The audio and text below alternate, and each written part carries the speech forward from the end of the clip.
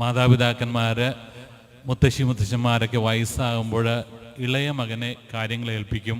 കാരണം അതൊരു ലോജിക്കാണ്. ഇളയ മകൻ അപ്പോൾ ചെറുപ്പക്കാരനായിരിക്കും. കേരളത്തിലെ മുത്തശ്ശി രൂപതയായ കൊച്ചി 1557 ഉണ്ടായതാണ്. ഈ രൂപതയിൽ നിന്ന് ഇന്ന് 100ഓളം രൂപതകൾ വേർപിരിഞ്ഞു പോയിട്ടുണ്ട്. ഇളയ സന്തതിയുടെ അമരക്കാരനാണ് ആനാപറമ്പിൽ പിതാവ്.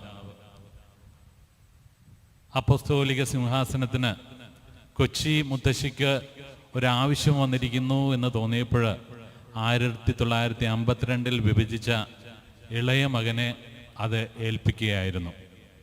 ഇളയ മകൻ വന്ന് അത് കൃത്യമായിട്ട് എല്ലാം ചെയ്തു. പിതാവിനോട് എങ്ങനെ നന്ദി പറയണമെന്ന് ഞങ്ങൾക്കറിയില്ല.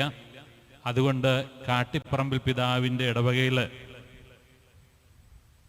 നല്ലൊരു തച്ചനുണ്ട്, ജോസി എന്ന് പറയുന്ന ഒരു സാധാരണ മരപ്പണിക്കാരൻ. അദ്ദേഹത്തോട് ഞങ്ങളൊരു കാര്യം ഏൽപ്പിച്ചു.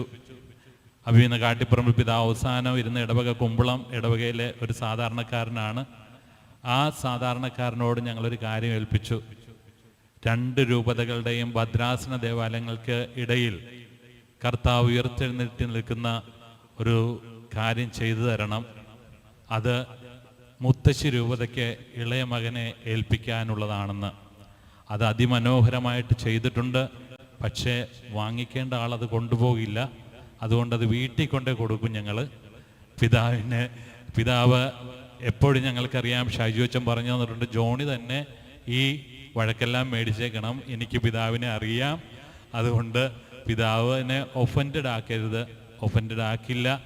നമുക്കറിയാം, ഉപകാരശൂന്യനായ ദാസൻ എന്ന് പറഞ്ഞുകൊണ്ട് കാട്ടിപ്പറമ്പിൽ പിതാവ് സൂചിപ്പിച്ചതുപോലെ പിതാവ് എപ്പോഴും മിനിമത്തിൽ ദൈവത്തിനെല്ലാം പൂർണ്ണം എന്നുള്ള മനസ്ഥിതിയുള്ള ആളാണ്.